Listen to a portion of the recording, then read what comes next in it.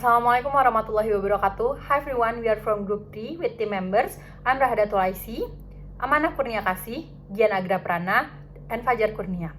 Today we're gonna talk about civil law in Indonesia. Before we talk about civil, we need to know about law in Indonesia. Let's hear a presentation by Fajar. Okay, thank you to IC. The first material is definition of law. The definition of law is a system made by humans to limit human behavior so that human behavior can be controlled.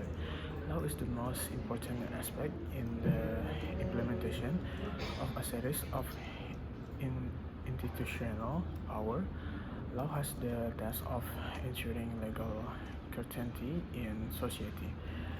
Therefore, every community has the right to get defense before the law so that it can be interpreted that the law is written of unwritten rules or procedures that regulate community life and provide sanction for violators. Okay, thanks Fajar. Now let me introduce you guys about civil law in Indonesia. Civil law is regulate a legal relationship between a person and legal entities. This is regulated writing in Kitab Undang-Undang Hukum Perdata or KUHP or based on Bargain Leach Wet Book. Okay, this book have 4 parts. The first one about a person. This book has deals with a person, regulating a personal and family law. The second one about objects. This is regulating governing object and goods and property right. The third one about the commitments, deal with ties, regulating reciprocal rights, obligation between individual and legal entities. The last one about evidence. This is discuss about the evidence, regulating and the means of proof. Okay, now for the example, it's about heritage or warisan, debt and credit problems, hutang piutang, default atau wan prestasi atau kebangkrutan, property ownership disputes, sengketa, patent infringement, hak paten, child custody dispute, atau hak asuh. This is all the example of civil law in Indonesia. Okay, now let's hear history of civil law in Indonesia, presented by Kasih. Okay, the next material is about the history of civil law. The written civil law in effect in Indonesia is a product of Dutch civil law, which was applied through the concordance principle, meaning that the laws applicable in Dutch colonies, such as Indonesia, were the same as those in the colonizing country or the Netherlands. This began during the rule of Napoleon Bonaparte in France, which colonized the Netherlands and enforced the Code Civil of France of the Netherlands. After the Netherlands gained independence from France, the Dutch sought to establish their own civil code, or Burgerlijk Wetboek. Free from French influence, this desire was realized by forming a committee led by Mr. G.M. Kemper in 1814. And then in 1816, Kemper presented his draft code of law, which was based on ancient Dutch laws known as Onwerp-Kemper. However, Onwerp-Kemper faced strong opposition from P.Th. Nicolai, a Belgian-born lawyer, who later became the president of the Belgian court. And then next, in 1824, after the death of Mr. G.M. Kemper, the task of codifying the civil code was assigned to Nicolai. Nicolai did not base the Dutch civil code solely on customary law or ancient Dutch law, but largely adopt the French civil code. The French civil code itself was influenced by Roman law or corpus civil from the time of Emperor Justinian. Thus, Dutch civil law became a combination of ancient Dutch law and the French of civil code. Based on the combination of laws, 1838, the codification of Dutch civil law was officially enacted through 1838, when the Netherlands colonized Indonesia, then known as the Dutch East Indies. They extend the enforcement of the Burgerlijk Wetboek to Indonesian. Therefore, an Indonesian version of the Burgerlijk Wetboek was created with content similar to the Dutch Burgerlijk Wetboek.